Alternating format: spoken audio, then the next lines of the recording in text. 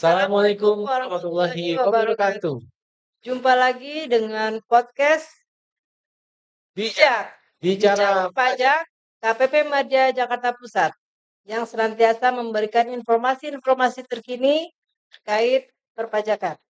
Nah, sebelumnya kami ucapkan terima kasih kepada Perpustakaan Jakarta Cikini atas izin penyelenggaraannya podcast ini sehingga kami bisa melakukan siniar perpajakan di tempat yang cozy dan bagus ini. Semoga berkah ya. Izinkan perkenalkan saya Tari dan saya didampingi oleh Mas Doni, penyuluh KPP Madya Jakarta Pusat, hadir di acara podcast Bijak Bicara Pajak pada KPP Madya Jakarta Pusat. Hari ini kami akan membahas mengenai tentang pajak pertambahan nilai kegiatan bangun sendiri. Gak ada pantun, Bu. Iya, biasanya kita ada pantun ya. Iya. Nggak sempat, Lanjut aja deh ya. nggak sempat buat kita. Jadi acara hari ini kita kan PPN KMN. KMS. Ya, Nah, sebenarnya pajak pertambahan nilai kegiatan kegiatan bangun sendiri ini kan bukan aturan baru ya, ya. tapi kita merefresh kembali pajak untuk kita, bahwa mengingatkan bahwa atas Kegiatan PPN KMS ini sebenarnya terutama PPN sepanjang mereka memenuhi kriteria sesuai dengan aturan tersebut aturan PMK PMK 61 tahun 2022. Oke. Nah, pada kesempatan kali ini bisa Bapak Doni menjelaskan atas PPN KMS ini. Baik, terkait PPN kegiatan membangun sendiri itu sebetulnya sudah ada pertama kali muncul aturannya adalah pada tanggal 1 Januari 1995 Undang-Undang PPN tahun 94. Nah, setelah berbagai update aturan, terakhir itu aturannya diupdate dengan PMK 61 tahun 2022. Nah, karena dia menggunakan tarif umum PPN, jadi setiap tarif PPN tambah, ya jadi tarif KMS-nya juga bertambah. Nah, kan dia menggunakan tarif efektif 20% dari tarif PPN yang berlaku saat itu. Nah, nanti kita akan bahas objeknya, Mbak. Kemudian tarifnya, DPP-nya, terus tata cara penyetoran sama pelaporan, sama juga pengkreditan PPN KMS. Jadi PPN KMS itu boleh dikreditin atau enggak sih sama perusahaannya atau sama OP-nya gitu. Berarti artinya kegiatan membangun sendiri itu adalah kegiatan membangun. Ya, membangun sendiri itu bangunan baru maupun perluasan bangunan lama. Jadi renovasi atau dibangun dari nol itu termasuk dalam masuk kegiatan membangun sendiri. Nah, kegiatan membangun sendiri itu dikenakan PPN. Oh, baik. Jadi apakah ada syarat-syarat atau tertentu Pak? Kita Dikategorikan sebagai PPN KMS. Ada yang pertama dia harus ada kegiatan bangun sendirinya tuh kayak kalau kalau kalau di PMK-nya itu adalah ada konstruksi utama terdiri dari kayu, beton, pasangan batu bata atau bahan sejenis dan atau bata. Diperuntukkan sebagai tempat tinggal atau kegiatan usaha. Jadi nggak mesti cuma sebagai tempat tinggal aja atau kegiatan usaha aja, tapi bisa kedua-duanya. Diperuntukkan sebagai tempat tinggal atau kegiatan usaha. Yang penting kegiatan membangun sendirinya itu bukan dilakukan dalam kegiatan usahanya dia. Kayak misalnya kayak konstruksi kan, konstruksi kan memang kegiatannya kegiatan utamanya kegiatan utamanya kan untuk membangun, misalnya membangun dari pembelinya gitu, pengguna jasa konstruksinya. Nah, itu dia bukan KMS karena kan dia sudah menyerahkan jasa berupa membangun membangun konstruksi itu. Nah, terus luas bangunannya dibangun paling sedikit 200 meter persegi. Terus dia juga ada apa sih namanya? Dipisahkan per 2 tahun. Jadi kalau sudah 2 tahun lewat, maka kegiatan pembangunan tersebut yang dilakukan setelah tahun kedua itu dianggap pembangunan yang terpisah.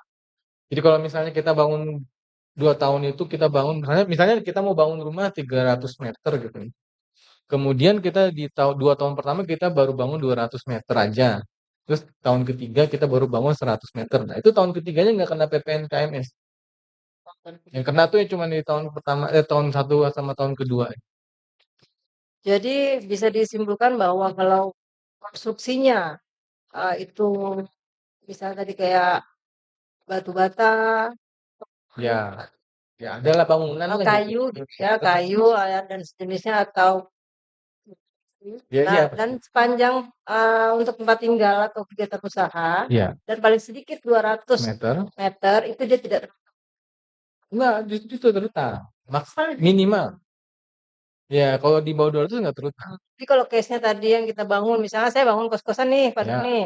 Nah, saya bangun 20 pintu misalnya, terus tapi ternyata bulan ke-6, ternyata dia Januari, bulan ke-6 saya udah nggak punya duit nih.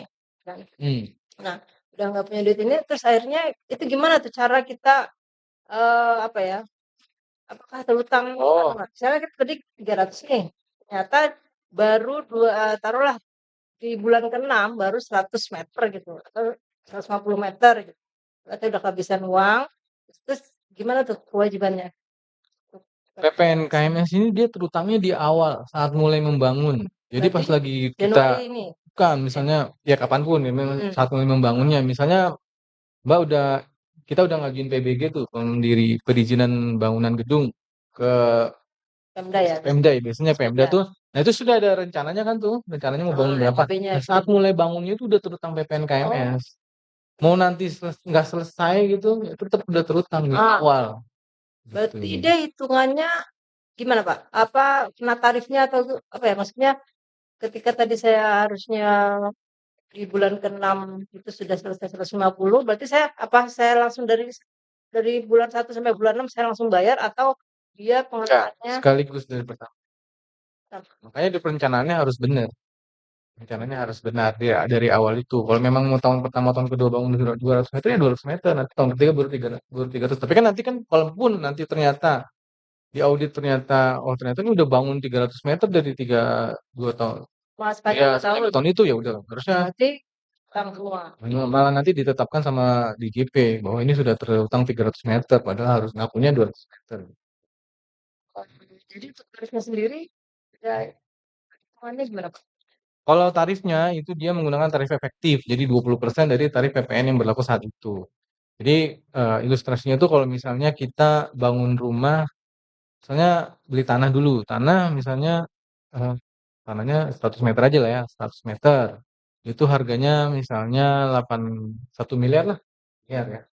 Terus bangunannya sama tukang-tukangnya kita bayar itu habis-habisnya 1 M, kalau 1 M paling ya 1 M lagi kali. Ya, tapi 100 meter tadi 200 meter. Enggak, ini bangunannya 200 meter. Karena kan tingkat ya, 100 meter bawah, 100 meter atas. Anggaplah habis 1 miliar. Nah itu DPP-nya 1 miliar itu. Jadi tanahnya nggak masuk. Karena kan tanah kan bukan ininya, bukan kegiatan Berarti sendiri. kecuali Iya. harga perolehan tanahnya Tanah ya. yang dikecualikan. Termasuk apa DPP-nya itu Ini dari biaya yang bangunnya kita aja. keluarkan. Betul, biaya yang dikeluarkan aja. Ya, dari bahan Tinggal bangunan yang kita beli sama dari apa namanya tukang apa sih namanya istilahnya? Kontraktor. Ya, bukan kontraktor tuh, kontraktor udah PPN. Dari tenaga kerja yang digunakan untuk membangun bangunan tersebut. Nah, itu DPP-nya itu. Tarif PPN-nya itu dia 11 tetap kalau yang sekarang masih 11 ya, 11%. Tapi kalau untuk KMS-nya dia ada tarif efektifnya 20% dari 11% tadi. Jadi cuma 2,2% dari 1 miliar tuh sekitar 20 juta ya.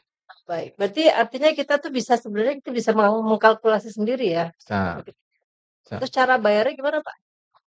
Cara bayarnya Kodenya apa gitu? Terus kalau bagi orang pribadi?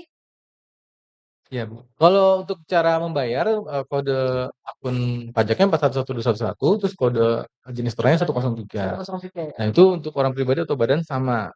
Itu harus dibayar paling lambat tanggal 15 bulan berikut. Jadi kalau mulai mulai mulai bangunnya Januari ya Februari tanggal 15 harus sudah store.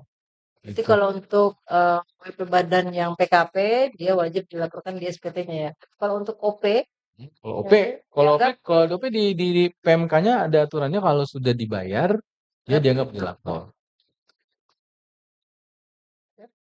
Terus ada yang perlu kita bahas lagi adalah pengkreditan. Ya, bagi saya nih OP. OP enggak. Ya kalau PKP perlu. Kalau PKP perlu, tapi kalau usah apa yang kreditin kan kreditin dia bayar aja berarti kan SPT yang mana. Dan bayar itu dianggap Pelaporan. Tapi ketika saya jadi BCV mau Oh, permas PKP, heeh.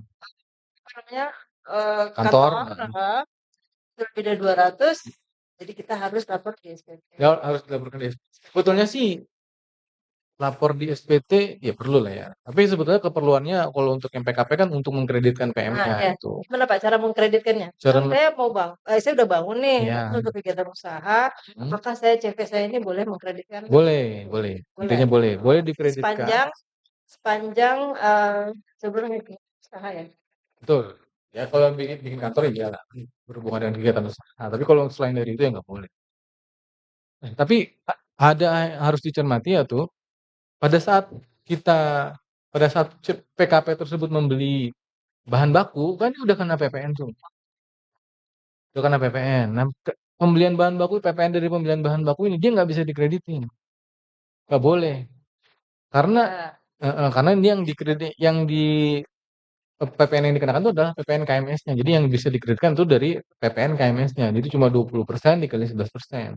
Di bahan bangunannya jangan dihitung lagi gitu maksudnya. Kalau di aturannya di PMK 61 2022 itu kayak gitu. Seperti itu. ini juga Pak yang suka ada banyak pertanyaan di kita si PKP itu apa namanya cabang. Mhm. Itu kan KMS kan dia otomatis misalnya cabangnya di ya di luar di cabang lah gitu kan dia semua PPN KMS. Itu pelaporannya gimana? Sementara kan kita juga di KPP Madya Jakarta Pusat yang otomatis sudah besar kan. Jadi apakah itu suka jadi rebutan nih sama KPP terkait ya? Pemusatan ya pasti dilapornya di pemusatannya, di SPT PPN pemusatannya. Pusatan di apa SPT pusatnya gitu. WP Pusat, betul. Lengkapnya Bapak Ibu bisa baca di PMK 61 tahun 2022, aturan terbarunya. Jadi di situ dijelaskan hal-hal yang sudah kami bahas di sini. Itu apabila ada yang masih kurang dipahami atau dimengerti, bisa silakan menghubungi kami penyuluh di KPP Media Jakarta Pusat, baik melalui WhatsApp, email, ataupun datang langsung ke kantor kami di Butan. Kortes. Cortex ada. Karena Kan udah saya bahas kemarin. Nanti nonton video di YouTube saya aja. kita ada seri Korteksnya juga nih. Ya. Di stay tune di podcast Bijak KPP Madya Jakarta. Oke. Kita cukupkan dulu untuk PPN KMS kali ini. Wabillahi taufiq wal hidayah. Wassalamualaikum warahmatullahi wabarakatuh.